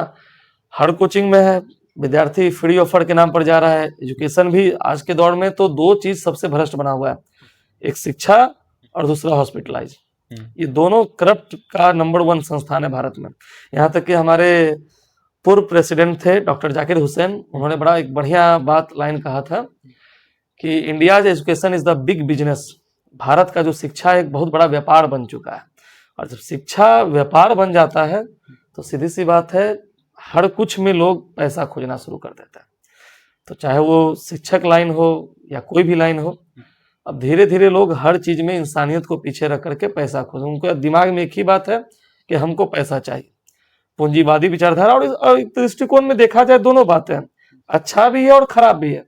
अच्छाई ये है कि आज आपको बिना पैसे कोई मदद नहीं करेगा। आप चले जाइए 1 किलो सब्जी मांग लीजिए, वो आपको फ्री में देने के लिए तैयार नहीं है। किलो तो छोड़िए, 1 पीस फ्री में नहीं देगा आपको। तो इसलिए हर लोग ये बात समझ गया है कि भाई जब पैसा रहेगा तो पैसा ही पावर है आज के दौर में। तो सीधी सी बात है, इंसानियत अब पीछे रह गया, पैसा ही पावर बन गया। तो ये घटनाएं तो आम हो चुकी है। चलिए सर, ठीक है। और बच्चे आपके पास आते हैं तो किस चीज को लेकर के ज्यादा परेशान नजर आते हैं सर? अभी के दौर में तो केवल जाओ, छोटा छोटा बच्चा भी, यहाँ तक कि अभी आप देखे होंगे 5, 6, 7 का विद्यार्थी लोग जा रहा था। अभी ही 6, 7 का विद्यार्थी एक ही चीज सपना लेकर चला हुआ है, सर ये वाला नौकरी लग जाएगा, IIT करेंगे तो कैसा रहेगा। कोई बच्चा कह रहा है नहीं मेडिकल लाइन ठीक है, कोई कह रहा है नहीं हम आर्मी में जाएंगे। बचपन से ही वो जिस माहौल में आज के दौर में जी रहा है, ऊपर से मोबाइल सपोर्ट कर रहा है, जैसा अभी आप बताए कि दबदबा था दबदबा रहेगा वाली कहानी, तो बच्चा छोटा छोटा बच्चा उसको देकर के मोटिवेट हो रहा है।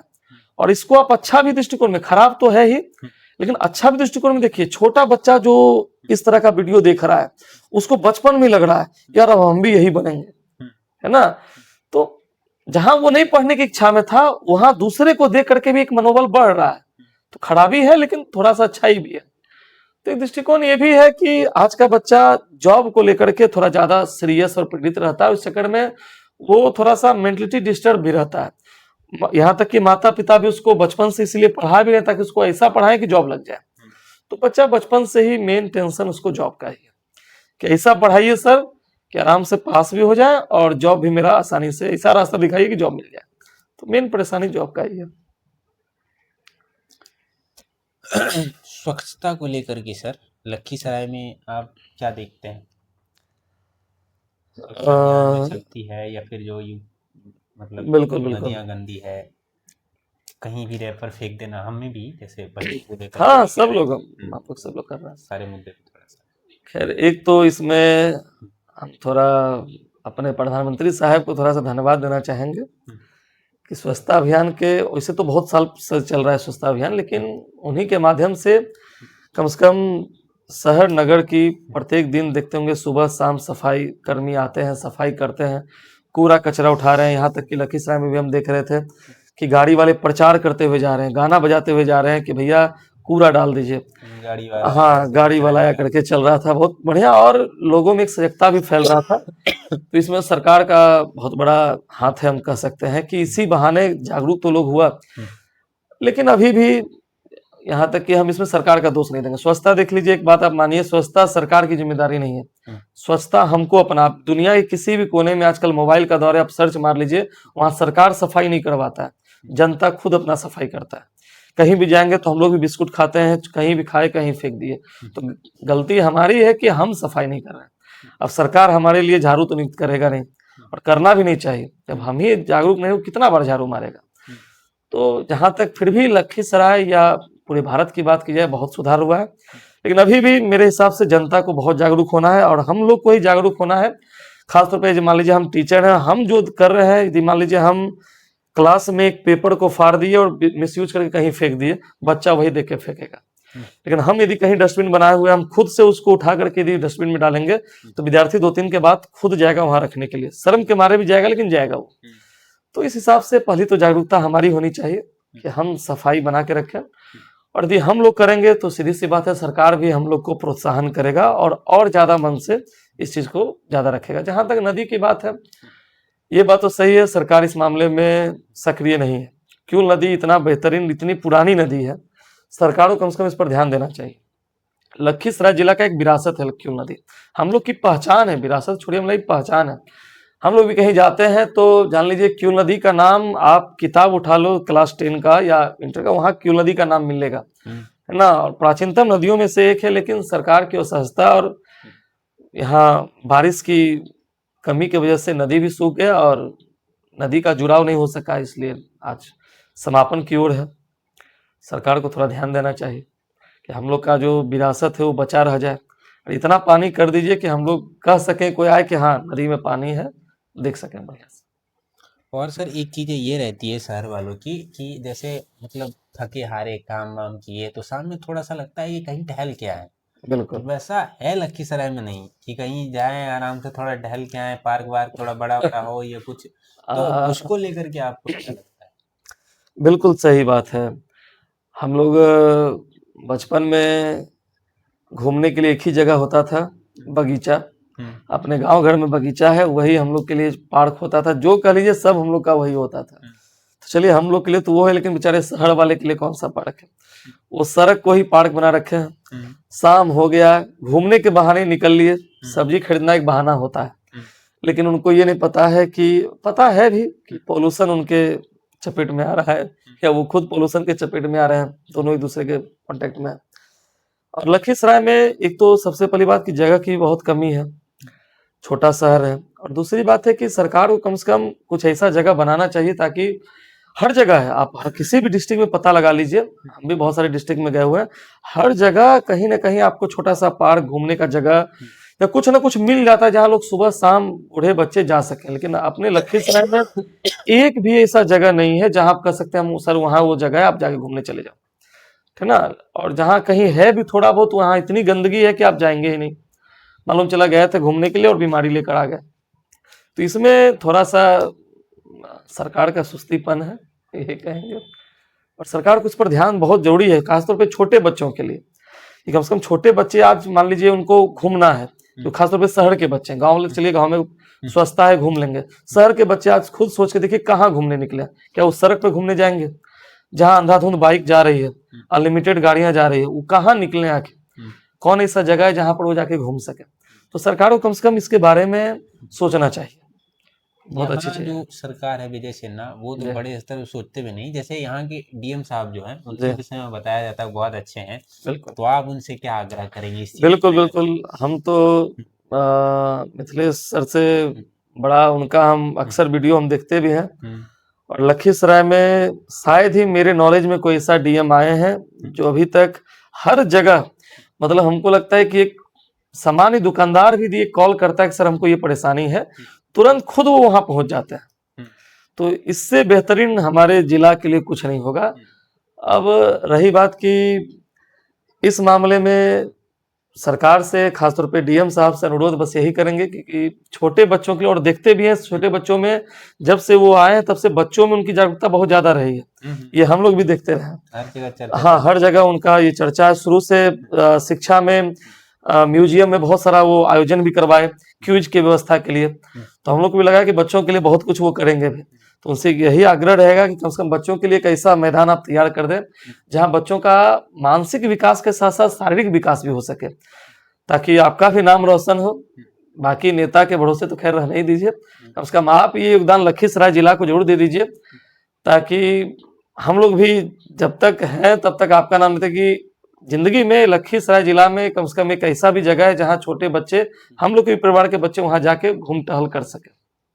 सर, यहाँ जो सड़कें हैं लखीसराय में लगभग तो ठीक ही है, बिल्कुल। लेकिन जब क्यूल जाते हैं आप, तो वो जो उधर से आती है तो वहां तक तो ठीक है, जो श्रृंगी ऋषि वाला है हाँ हाँ, क्यूल तक ठीक, क्यूल से उधर और इधर जो जुड़ती है बिल्कुल, ये खगौड़ वाली, खगौड़ तो वो वाले। गड़बड़ है। उधर डीएम साहब भी जाते होंगे और विजय कुमार सिन्हा जी भी जाते होंगे, लेकिन ये चीजें ठीक नहीं होती है, तो इसको लेकर के भी थोड़ा आग्रह कर दीजिए। आप बड़े स्तर पे यहाँ हैं तो थोड़ा सुने। नहीं नहीं, डीएम साहब तो हमारे खैर ऐसे हैं जो कि तुरंत हर बात पर सुनते भी हैं और कार्रवाई भी करते हैं। अभी हम हाल फिलहाल में देखे थे कि एक पुल जो था, क्यू नदी पर जो बना हुआ पुल था, वो शायद टूट गया था पानी की वजह से।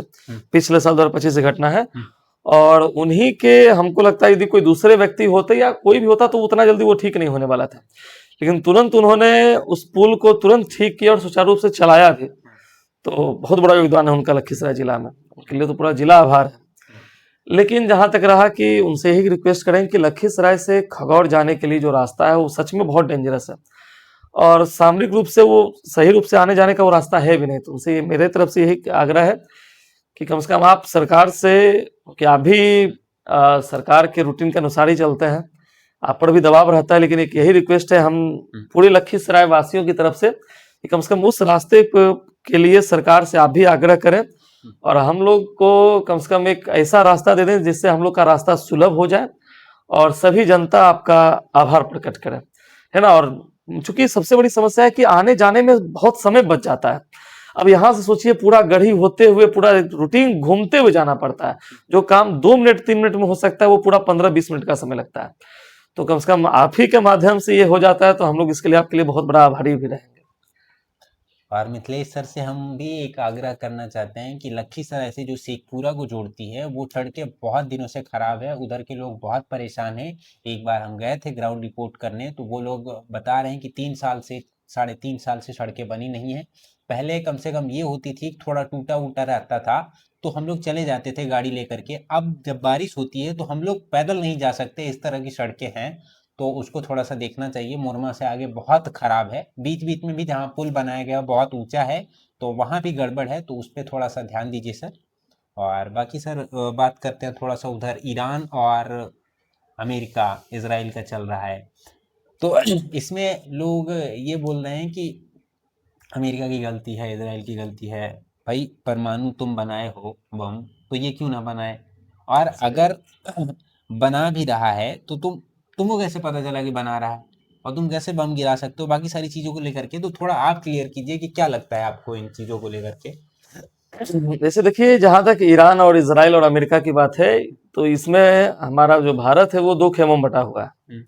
कुछ पक्ष जो है वो ईरान का पक्ष ले रहा है कि भाई ठीक है, ईरान जो भी कर रहा है अपनी जगह पर वो सही है। कुछ पक्ष इजराइल और अमेरिका के पक्ष में भी है कि भाई वो दोनों जो कर रहे हैं वो बिल्कुल सही कर रहे हैं। लेकिन बात यहाँ पक्ष विपक्ष का तो है ही नहीं। बात है कि आखिर अमेरिका अपने पावर का एक तरह से अभी के दौर में यदि ईरान और अमेरिका का मसला देखा जाए तो यहाँ एक दृष्टिकोण में अमेरिका यहाँ गलत कर रहा है, क्योंकि आप देखिए अमेरिका की लड़ाई थी ही नहीं है। पहली बात तो आप ये जान लीजिए, अमेरिका की लड़ाई है ही नहीं, ये लड़ाई थी इजराइल और ईरान की, क्योंकि इजराइल एक यहूदी धर्म की कंट्री है। इस बात को आपको समझना पड़ेगा, है ना। इजराइल एक यहूदी धर्म की कंट्री है, और ईरान या इस तरह के जितने भी कंट्री हैं वो सब इस्लामिक पारसी वगैरह है। इजराइल ऐसे जगह पर जाकर बसा हुआ है जो चारों ओर से मुस्लिम क्षेत्रों से घिरा हुआ है। ऊपर से वो अपने वर्चस्व को भी स्थापित करना चाहता है समय के बढ़ते हुए दौर को देखते हुए। बाकी जितनी भी कंट्रियां हैं जो इजराइल से प्रॉब्लम रखे, उनका बस एक ही समस्या है कि इजराइल अब अपना हस्तक्षेप जो है वो हर दूसरे चीजों में बढ़ाते जा रहा है। तो जैसे ईरान हो गया, कल किसी और भी कंट्री को हो सकता है ना।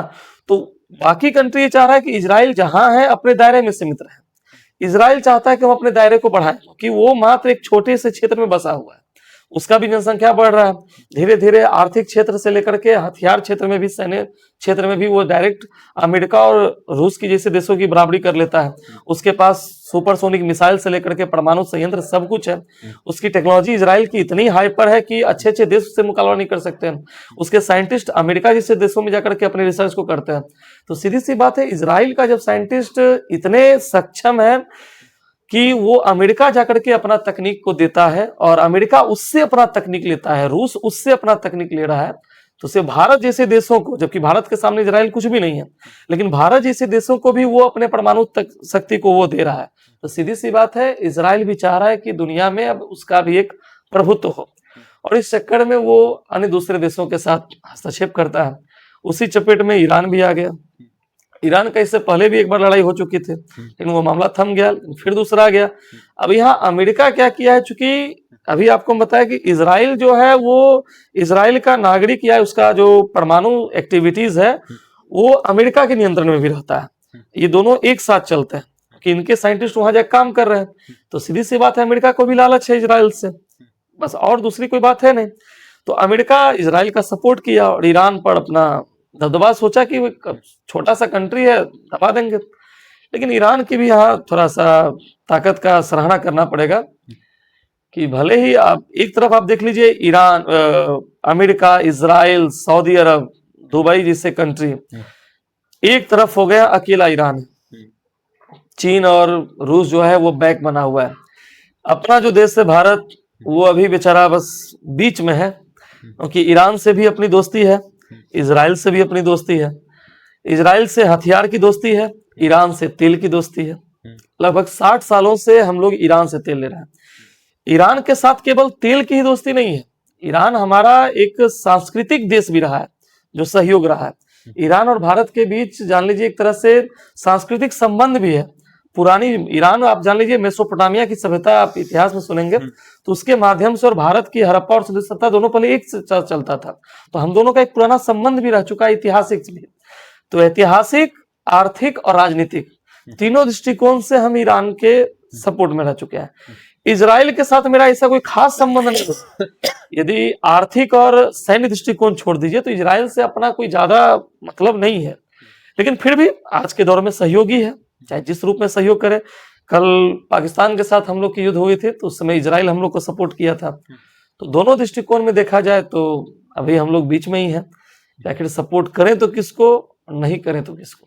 एक चीज है, ये तो गड़बड़ हो जाएगी ना सर, कि जैसे वो ईरान पे हमला किया और ईरान के जितने भी टॉप लीडर थे, किसी भी राष्ट्रपति को मार दिया, ये गलत ही है ना अंतर्राष्ट्रीय कानून के हिसाब से। इसमें तो बोलना चाहिए भारत को। नहीं, देखिए सर, एक बात जान लीजिए आप, सोशल मीडिया भारत का तो खैर छोड़ दी, इस पर ज्यादा लंबा चौड़ा बोलना नहीं ठीक है, लेकिन इसमें थोड़ा सा नॉलेज रखना पड़ेगा कि अमेरिका का विरोध कोई नहीं कर सकता है, ये बात मान लीजिए।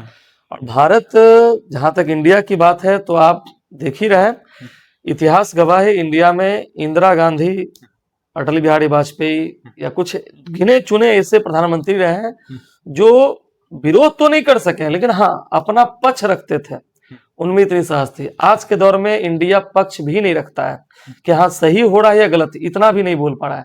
क्योंकि आज अमेरिका का जो प्रेसिडेंट है वो एक इस तरह से अपने पावर का इस्तेमाल कर रहे हैं कि कोई भी दूसरा कंट्री, आप देख लीजिए अभी क्या नाम है, नहीं ब्रिटेन, आपका इंग्लैंड भी एक लाइन अब बोलना चाहा, तुरंत अमेरिका उसको समझा दिया, जबकि उसके साथ पुराना संबंध रह चुका है। फ्रांस ईरान के समर्थन में अमेरिका को समझाने का प्रयास किया, उसको भी अमेरिका तुरंत ठंडा दिया। तो जब सोच के देखिए, इंग्लैंड, फ्रांस, रूस जैसे देश का वो बात नहीं मान रहा है। रूस बार बार कह रहा है कि युद्ध गलत है। हम लोग की तो ताकत भी उतनी नहीं है, हम अमेरिका की बराबरी क्या करेंगे, ना हमारा जीडीपी उस लायक है, ना हमारे पास सैन्य ताकत है, हम 2 दिन में अमेरिका से नहीं पंगा ले सकते हैं। तो हमारी तो बात ही छोड़ दीजिए। हाँ, पक्ष जरूर रख सकते थे कि भाई गलत कर रहे हो, लेकिन खैर छोड़िए, सरकार कुछ नहीं बोलता है तो बात ही खत्म है। बोलना चाहिए था वैसे। युद्धाभ्यास में एक चीज़ और शामिल हुई थी, उनका एक जहाज आया था जी हाँ। ईरान से, तो वो जब यहाँ से निकल गई तो कहते हैं उसमें हथियार भी नहीं थी और उस पे टॉर्पीडो मार करके ध्वस्त कर दिया गया, और वो भी हिंद महासागर में। जी हाँ। तो यहाँ कम से कम एक चीज़ें तो बोलनी चाहिए कि कानूनन जैसे उल्लंघन है। अभी हम और हाँ। हाँ ठीक है, एक चीज़ और सर, हम्म, कि बचाव दल तो भेजना चाहिए सर, जैसे श्रीलंका भेजा, हम्म, बहुत सारे डूब गए, हम्म, टॉर्पीडो लगी, तो बचाव दल तो भेजना चाहिए। इसको लेकर के जनता में ऐसी सवाल उठ रही है, तो हम सोचे पूछ ले आपसे सर। बिल्कुल बिल्कुल। जनता चूंकि देखिए जो मोबाइल के माध्यम से जनता जो देख रहा है बस वही समझ रहा है, वो सामरिक दृष्टिकोण देख नहीं रहा है। वो बस जो देख रहा है कि हाँ ऐसा हो रहा है, इंडिया चुप है। इंडिया के चुप रहने का एक सबसे इंपॉर्टेंट कारण है कि डायरेक्ट अभी इंडिया पर 50% टैरिफ लग चुका था। 50% टैरिफ का मतलब हो गया सीधा सामान का दाम दोगुना तिगुना बढ़ न जाना। तो इंडिया जानता है कि जब अमेरिका के विरोध में 1% भी कुछ करते हैं, या अमेरिका को हमको ऐसा शो नहीं करना है कि हम ईरान को सपोर्ट कर रहे हैं। इंडिया चाहता ही नहीं कि हम अमेरिका को ऐसा लगे कि हम 1% भी ईरान को सपोर्ट किए हैं। तो बस इसलिए अभी हमला भी हुआ, वो नौसेना के लिए अभ्यास के लिए ईरान आया हुआ था, है ना। आ गया, सोच लीजिए ईरान की बहुत बड़ी तारीफ है, बेचारा वो युद्ध भी लड़ रहा है और ऊपर से नौसेना अभ्यास के लिए मेरे पास वो जहाज भी भेज चुका है ना। खत्म हुआ। ये तो अमेरिका का जान लीजिए बहुत बड़ी गलती है कि वो जाते समय वो भी बिना बताए, वो एक इंटरनेशनल संस्था होता है वहां, इंटरनेशनल सम्मेलन, उसमें आप कोई भी नहीं कर सकता है। लेकिन अभी नहीं, सवाल आपको बताया कि अमेरिका के विरोध पूरी दुनिया में आज के दौर में कोई नहीं कर पा रहा है। जब बगावत ही हो चुका है, वो सीधा वो अमेरिका सुपर पावर है, अब उसका विरोध कोई कर ही नहीं पा रहा है। तो भारत जैसा देश कुछ एक शब्द बोलने के पीछे भी नहीं जा पा रहा है। तो इसीलिए हाँ, होना चाहिए था कि श्रीलंका में यदि कुछ हुआ तो तुरंत कम से कम नहीं कुछ बोल सकते, मदद तो पहुंचा सकते थे। लेकिन ये देश ये नहीं चाहता है कि हम मदद पहुंचाने जाएं, वहां से अमेरिका देख ले और अमेरिका को ऐसा लगेगा अच्छा है ये पहुंचा रहा है, और फिर हम पर वो एक्स्ट्रा टैरिफ जोड़ दे। तो उसको हमको नहीं शो करना था। हमको मतलब हमारे सरकार को ऐसा लग रहा है कि हमको नहीं दिखाना है कि हम ईरान को सपोर्ट कर रहे हैं 1% में, जबकि हिंदुस्तान को होना चाहिए क्योंकि हमको तेल दे रहा है। आज आप रसिया से तेल लीजिएगा, कहीं से भी तेल लीजिएगा, आपको कीमत बढ़ाकर मिलेगा। अभी तक लॉकडाउन के बाद जो तेल की कीमत बढ़ी है अभी तक नहीं घटी है। तो यदि फिर से एक्स्ट्रा चार्ज हो गया तो फिर दिक्कत हो जाएगी। ये समस्या है। तो एक चीज़ और सर बताइए कि जो बच्चे हैं जी। वो भोजपुरी गाने को लेकर के बड़े सुनते हैं और उसमें अश्लीलता बड़ी रहती है। तो ये बच्चे से जब ये सवाल करी जाती है तो बच्चे ये बोलते हैं कि भाई हिंदी में भी तो है अश्लीलता, सही बात। कौन सा है गाना जो नहीं है। तो इसको लेकर के क्या होना चाहिए कि अश्लीलता ना देखे लोग, और किस तरीके से बच्चों को बताना चाहिए ताकि वो ये काउंटर ना कर पाए। उसके लिए देखिए आज के बच्चों को, खासतौर पे जो विद्यार्थी का एज लगभग 10 साल के ऊपर हो चुका है, उस बच्चे को यदि आप ये बात समझाएंगे तुम भोजपुरी गाना मत सुनो, तो क्या आपको लगता है कि वो आपकी बात नहीं, मानेगा? भोजपुरी की बात नहीं बोल रहे। हाँ, वो अश्लील गाने, हाँ भोजपुरी के यहाँ बोलने का मतलब वो अश्लील गाना जो भी आप सुन रहे हैं, देख रहे हैं, तो आपको लगता है कि वो बच्चा नहीं मानेगा? आप अभी जागरण का गाना बजा दीजिए, सारे उठ के वहां चल जाएंगे। और बच्चे तो छोड़िए, बच्चा तो फिर भी बच्चा है, नौजवान और बूढ़े लोग भी जिनका उम्र हो चुका है, वो भी कहीं जागरण कर दीजिए तो बेचारे वो कम संख्या में रहेंगे। और कहीं इस तरह का माहौल बनता है जहाँ अश्लीलता वाले गाना है, तो आप कहीं भी देख लीजिए कि कहीं ऑर्केस्ट्रा का प्रोग्राम चल रहा है, आप भी गौर करते होंगे, ऑर्केस्ट्रा के प्रोग्राम में क्या केवल बच्चे हैं? नहीं, बुजुर्ग सारे उम्र के हैं। वो क्यों देख रहे हैं? यदि आपके घर में एक छोटा बच्चा है जिसका उम्र 5 साल 7 साल का है, और आप उम्रदराज होकर के आप नहीं चाहते कि मेरा बच्चा गलत कदम उठाए, आप फिर वहां क्यों गए उस जगह पे? आप नहीं जाइए। और वहां बच्चा यदि आपका चंचल होता है मन, ठीक ना, लुभावना चीज है, तो सीधी सी बात है आकर्षित होगा, तो वहां जाना चाह रहे थे, आप नहीं जा रहे तो उसका एक इम्पैक्ट बच्चे पर पड़ता है। आप उसको समझा सकते हैं, देखो बाबू सब गलत है, हम भी नहीं गए। तो बच्चा ठीक है, एक दो बार यदि आप नहीं जा रहे हैं तो बच्चा धीरे धीरे, ऐसा नहीं कि 100 का 100% बच्चा अश्लीलता को समर्थन करता है, लेकिन आज जो मैक्सिमम संख्या में बच्चे उसकी ओर जा रहे हैं, उसका मेन कारण है कि उसके पेरेंट्स भी सहभागिता निभाते हैं।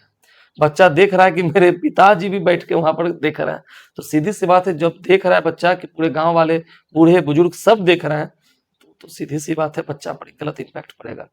इसके लिए बस एक ही काम है कि जो छोटे बच्चे हैं जिनका उम्र लगभग 5 साल 10 साल के नीचे है, उनको बचपन से ही, अब आज के दौर में जो बड़े हो गए वो तो समय के साथ ही सुधरेंगे, उनको समय सुधार देगा। जब नौकरी कमाने का दौर में निकलिएगा, दिन भर भटकिएगा तो अच्छा अच्छा ऑर्केस्ट्रा भूल जाइएगा। लेकिन छोटे बच्चों में अभी से ये बात ध्यान देना होगा। आप भी सजग रहें, पेरेंट्स भी सजग रहें, उन जगहों पर जाने से बचें ताकि बच्चे आपको देख करके उस गलत रास्ते पर जाने से बच सके। नशा को लेकर के बच्चों में बढ़ रही है जो चीज़ें, और उनको लगता है कि ये सिगरेट पी लेने से तनाव कम होगा, और भी बहुत सारे नशे करते हैं, उसको लगता है कि इससे टेंशन खत्म हो सकती है। तो इसको लेकर के सर आपको क्या लगता है? नहीं देखिए, पहली बात तो जहाँ तक छोटे बच्चों की बात की जाए, वो टेंशन खत्म करने के लिए नशा नहीं करते। उनको तो ये भी नहीं पता होता है कि टेंशन क्या चीज़ होता है। जो 10 साल 15 साल 20 साल के बच्चे हैं, वो टेंशन, वो देखा देखी इंजॉय के लिए पहले स्टार्ट करते हैं। वो जो आप मोबाइल का जो रील्स चल रहा है, जहाँ केजीएफ जैसा फिल्म रिलीज हो रहा है या इस तरह के फिल्म, तो वो सीधी सी बात वो देख रहा है कि आप पुष्पा जैसा फिल्म रिलीज हो रहा है, उसको देख करके बच्चा जो वहाँ भी जो भी फिल्मों में एक्टिविटीज हो रहा है, जो छोटे बच्चे हैं, तो उसको देख करके पहले वो शानो शौकत में देखा देखी, कोई गांव का दूसरा लड़का पी रहा है, वो आराम से दिखा करके एकदम जा रहा है। गांव में कहीं कुछ ऐसा चल रहा है, लोग आ रहे हैं, दबंग आदमी आए, वो हाथ में सिगरेट लिए हुए हैं, जैसे कुछ नाम लेना ठीक नहीं है, कुछ बड़े बड़े नेता भी हैं, बाहुबली हैं, बाकी आप समझदार है ना, वो खुलेआम है ना। तो जो छोटे बच्चे हैं, आप कभी देखिएगा कितने सारे रील्स बने हैं, आप सोच रहे हैं लाखों रील्स बने होंगे उन नेताओं पर जो बाहुबली वैसे। सोचिए रील्स क्या बूढ़े लोग बनाए, सब बच्चे लोग बनाए। क्या बच्चे वहां टेंशन में रील्स बनाए थे? सब देखा देखी में बनाए, समझ रहे ना।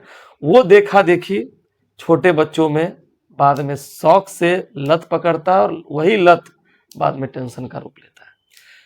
तो हाँ, जो बड़े व्यक्ति हैं, हार्ड वर्किंग है, वो अपना मजबूरी है कि भैया इतना हार्ड वर्किंग कर रहे हैं थोड़ा। और जहाँ तक है कि शराब या जो भी चीजें हैं नशा वाला, एक तो सबको पता है, यहाँ तक कि हर बच्चे को पता है।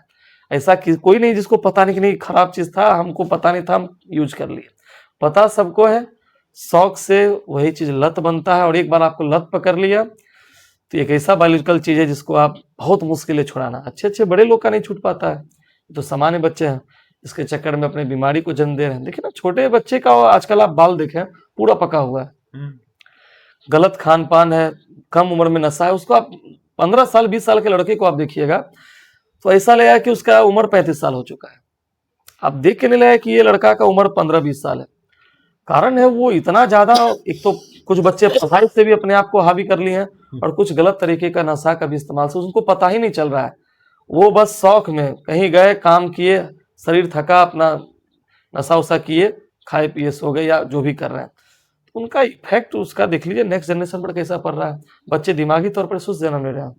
आज के दौर में देखिएगा 70% बच्चे जहां बाकी दुनिया में एक्टिव जन्म ले रहे हैं, हमारा देश का हालत आप देख लीजिए नशा का। सुस्त बच्चे अब धरती पर आ रहे हैं, तो सुस्त बच्चे अब क्या उससे उम्मीद रखिएगा। सबको लगता है कि हम नशा कर लिए तो क्या हो गया, है ना। हमारा कौन सा बच्चा जो नया जनरेशन का विकलांग जन्म ले, विकलांग शरीर का ही नहीं होता है, दिमाग का भी होता है। ये सोचिए कि आज जो माँ बाप खैनी खा रहे हैं, नशा कर रहे हैं, ये कभी सोचे कि इसका बायोलॉजिकल इफेक्ट उनके आने वाले बच्चों पर क्या पड़ रहा है। बच्चे भी तो शरीर से ही आ रहे हैं ना। तो सीधी सी बात है, वो बच्चे दिमागी तौर पर सुस्त हो जाते हैं। इसलिए देखिए, किसी भी क्लास में आप जाइए, बच्चे देखिए, आप ही पिछले क्लास में वीडियो में आए, बच्चे थोड़ा घबरा गए। क्यों घबरा गए?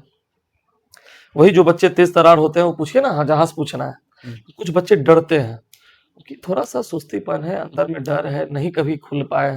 तो इस तरह की समस्याएं भारत को खराब करेगा। फिर सर एक चीज़ है, जितने भी शिक्षकों के साथ हमारी बातचीत हुई है उनसे हम पूछते हैं कि बहुत सारे बच्चे ये बोलते हैं कि अब मतलब पैसों की वजह से हमारी शिक्षा बाधित हुई है, तो ये सच है? बिल्कुल बिल्कुल सच है। 11th-12th को लेकर। हाँ हाँ, बिल्कुल बिल्कुल सच है, बिल्कुल सच बात है। अभी कुछ समय पहले हम आपको बताए भी थे कि ऑनलाइन खराब तो है, लेकिन बढ़िया क्यों है। क्योंकि और हमारे अभी जितने भी समय का इंटरव्यू है, उसमें एक आप रिजल्ट देखे होंगे या देखिएगा आप, तो उसमें एक चीज आपको जरूर पता चलेगा कि जिस हिसाब से आज का युवा पीढ़ी दिमाग से सुस्त होता जा रहा है है ना, जैसा अभी आप नशा का बातचीत किए, तो सीधी सी बात है, जो पुराने जो उम्रदराज माता पिता हो चुके हैं, जिनका उम्र 30, 40, 50 साल जा चुका है, तो अब आज का दौर जो औद्योगिक क्षेत्र पर है, कृषि को बहुत पीछे कर चुका है, तो वहाँ पैसे आय का तो सोर्स है नहीं। अब आय का सोर्स है नहीं तो बच्चों के पास पैसे कहाँ से आएंगे? तो सीधी सी बात है, अब किसानी में भी पारंपरिक खेती चल रही है पुराने जमानों का। अब उस खेती में ऊपर से जो खेत था भी वो लोग बेच रहे हैं। बड़े बड़े लोग आ रहे हैं, कहीं नौकरी कर लिए हैं, तुरंत 2 लाख का जमीन 10 लाख में खरीद रहे हैं, लोग उसी लालच में बेच भी दे रहे हैं, फिर खाए पिए खत्म हो गया। अब सीधी सी बात है, और सरकार रोजगार भी कितने को देगी? आज भी प्राइवेट जॉब भी कहता है भाई जिसके पास IQ है हम उसको जॉब देंगे। आप पता कर लीजिएगा गूगल पे, प्राइवेट कंपनियों में लोग अब मिल नहीं रहा है काम करने के लिए, है ना। बड़ी बड़ी कंपनियां देखिएगा, दीवारों पे पोस्टर चिपका रखिए, भैया जो मैट्रिक पास हो, इंटर पास हो, आइए मेरे पास रोजगार है। लेकिन ऐसे किसी को सरकार कैसे रोजगार देगी? कंपनियां भी कैसे रोजगार देगी? आपके पास कुछ IQ भी तो होना चाहिए ना, कि आप कोई सामान प्रोडक्ट बेचने जा रहे हैं तो उसके लिए भी दिमाग लगता है। आप दुकान भी खोलोगे तो बेचने के लिए एक दिमाग लगता ही है। तो सीधी सी बात है, एक तो गरीबी इतना चढ़ा हुआ है बिहार में, जनसंख्या इतना ज्यादा हो चुका है, नौकरी सबके पास है नहीं, तो उसका रिजल्ट ये हो गया कि बच्चों के पास धीरे धीरे करके पैसों की कमी आने लगी। उस कमी का इफेक्ट ये हो गया कि एक तो हमारा बिहार कृषि आधारित है और खेती ही हमारा चौपट हो चुका है, तो बच्चों के पास पैसा कहाँ से आएगा? ऊपर से समय के साथ कोचिंग फी भी बहुत ज्यादा बढ़ चुका है। समस्या ये भी है, जहाँ हम लोग ही पहले 1000-2000 में पढ़ा ले रहे थे, वहाँ एक एक कोचिंग का फी 3000, 4000, 5000, 10,000 है। अब सारा सब्जेक्ट करना है, एक विद्यार्थी को 10 दिन के अंदर 15 से 20,000 रुपया लाना है। मान लीजिए वो साइंस पढ़ता है तो कम से कम उसको 5 सब्जेक्ट लेना है साइंस में। एक टीचर आज के दौर में 3000, 4000 के नीचे कोई नहीं है, बढ़िया टीचर की बात की जाए, वो भी मिनिमम की बात कर रहे हैं, वो भी कहता है एक बार डाउन पेमेंट। तो सीधी सी बात है, यदि 5 कोचिंग भी वो पकड़ लिया है तो यदि 3000 के हिसाब से भी देखा जाए तो 15,000 रुपया हो जाता है। ऊपर से कोई भी कोचिंग अब ये नहीं कह रहा है कि नहीं भैया तुम कभी भी पैसा दे देना, आप तुरंत एंट्री लीजिए और पैसा जमा कीजिए, चाहे कहीं भी हो, ऑल इंडिया की बात कर रहे हैं। उस स्थिति में अभी गार्जियन तुरंत 15,000 कहाँ से लाएगा? तुरंत 15,000 कहाँ से लाएगा? ऊपर से केवल पैसा ही नहीं है, आने जाने का खर्च, खाने खर्च, किताब कॉपी खर्च है, तो 20-25 हजार का खर्चा है, प्लस आजकल विद्यार्थी मोबाइल ही हो चुका है, मोबाइल रिचार्ज का भी पैसा है। इतना सारा गार्जियन अब असमर्थ हो चुका है। तो विद्यार्थी को क्या लग रहा है, 1-2 क्लास किए तो किए, नहीं तो चुपचाप ऑनलाइन। अब ऑनलाइन का देखिए मेंटलिटी क्या है कि चलो ऑनलाइन सस्ता पड़ लेता है, कहीं भी कोना में बैठ गए 1000-1500 का एक बैच ले लिए, अपना गाड़ी चल रही है, क्योंकि ऑफलाइन तो महंगा हो चुका है।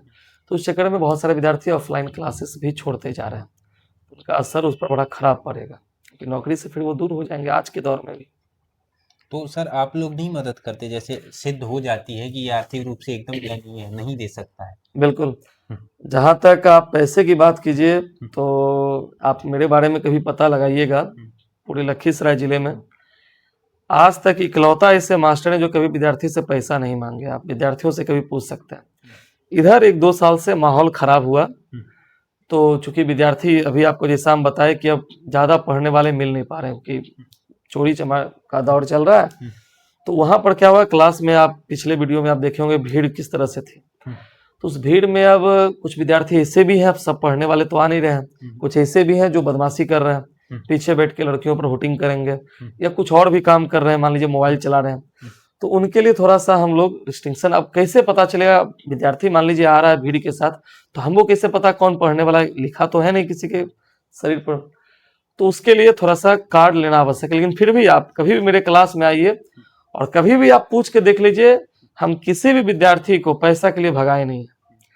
प्रेशर भी उसी 1-2 विद्यार्थी देते हैं जो क्लास में बदमाशी कर रहा है, उससे एक ही चीज पूछते हैं तुम्हारे पास कार्ड है। और वैसा विद्यार्थी जो सीधी सी बात है जो पैसा जमा कर देता है, उसको ही पता है मेरे माता पिता कितना मेहनत से पैसा दे रहा है, वो कभी भी गलत हरकत नहीं करेगा। और जो उस टाइप के बच्चे हैं, मान लीजिए एंट्री ले लिए हैं, तो उनको रोकने का तो एक ही उपाय है कि भाई कार्ड दिखाइए। तो कुछ अब कार्ड देखना है तो सबको देखना है, एक को देखेंगे एक को नहीं देखेंगे तो फिर कहेगा सर जी मेरे साथ गलत कर रहा है। लेकिन मेरा अपना रिकॉर्ड रहा है, पिछले 18 साल से हम पढ़ा रहे हैं, आज तक कभी किसी विद्यार्थी से हम पर्सनली पैसा नहीं ठोके। कितने सारे, कम से कम तो 5 से 10 हजार विद्यार्थी ऐसे होंगे जो हमसे फ्री पढ़ के गए। आप यहाँ लखीसराय जिले में किसी भी गांव में चले जाइए, लगभग सैकड़ों की संख्या में ऐसे विद्यार्थी होंगे जो कहेंगे हाँ अंकुर सर के पास पढ़ने गए थे और हम पैसा नहीं दिए। साल साल भर तक पढ़ते हैं, पैसा नहीं देता है, और हम ज्यादा रिजिड भी नहीं करते हैं। लेकिन हाँ, अब थोड़ा सा माहौल चेंज हुआ है, तो विद्यार्थी के साथ थोड़ा सा 1% सख्ती का, वो भी कोई विद्यार्थी कहता है कि नहीं सर हम 2 महीने बाद देंगे, तो हम एक ही बात कहते हैं, गार्जियन से बात करा देना, है ना। तो पैसा के लिए पर्सनली मेरे कोचिंग में आप पता लगा सकते हैं, कभी भी हम दबाव नहीं डालते हैं। यदि कोई विद्यार्थी बोलता है सर आप 2 महीना बाद दीजिएगा, एक विद्यार्थी था, आपको कहानी बताते हैं, पिपरिया गांव का ही था वो, अब तो उसका भी हम वीडियो देखते हैं, पढ़ाता भी है, खैर छोड़ दीजिए। वो लड़का जब मेरे पास पढ़ने के लिए आया, तो कहा सर हम पैसा नहीं दे सकते हैं, बदले में आपके कोचिंग में झाड़ू मार देंगे। तो बहुत सारे ऐसे विद्यार्थी आते हैं जो कहते हैं सर हम नहीं दे पाएंगे, हम फलाना काम कर देते हैं आपका। हम आज तक अपने विद्यार्थी से ना कोई काम करवाते हैं, और मेरा अपना एक रहा है, ठीक ना, क्लास गंदा रहे वो मंजूर है, खुद से हो जाएगा वो भी मंजूर है, स्टाफ रख लेंगे, लेकिन विद्यार्थी विद्यार्थी है, आज मजबूर है, कल पैसा आएगा। तो आज हम भी कहीं जाते हैं तो इतना है कि कहीं सोचना नहीं पड़ता है कि वहां जाएंगे तो कहाँ रहेंगे, इतना कैडर बन गया है। तो ठीक है, अब का समय थोड़ा बदल गया है। चलिए सर, तो हो ही गई कि जो बच्चे बोलते हैं कि पढ़ाई की वजह से रुकती है, वो नहीं रुकेगी। सिर्फ एक बार सिद्ध कर दें, ऐसा ना लगे कि बेईमानी आप कर रहे हैं, क्योंकि बेईमानी करेंगे तो वो चालाकी है कि पकड़े जाएंगे आप। तो अगर आपकी स्थिति सच में दयनीय है तो सर आपकी मदद बिल्कुल, आप अपने पेरेंट्स से बात करा दीजिए कि सर हम असमर्थ हैं, हम आपको पूरा साल फ्री पढ़ाएंगे, 1 रुपया हम आपसे नहीं लेंगे, ये हमारी गारंटी है। आप किसी भी क्लास में रहें, है ना, वो आपको हम बिल्कुल फ्री शिक्षा देंगे, इसमें कोई दो राय नहीं, देते आए हैं और आगे भी देते रहेंगे, इसमें कोई दो राय नहीं। चलिए सर, तो इतनी बातचीत हुई हमारी, और आप लोगों को लगता है कि अगर किसी मुद्दे पे छूट गई तो आप टिप्पणी में लिखिएगा कि इस मुद्दे पे, तो अगली बार जब हमारी मुलाकात इनसे होगी तो उस मुद्दे पे भी सवाल किया जाएगा और जवाब लिया जाएगा इनसे। तो सर अभी जो बताए उसके लिए बहुत बहुत धन्यवाद कि इतना धन्यवाद मौका आपका दिए भी। हैं।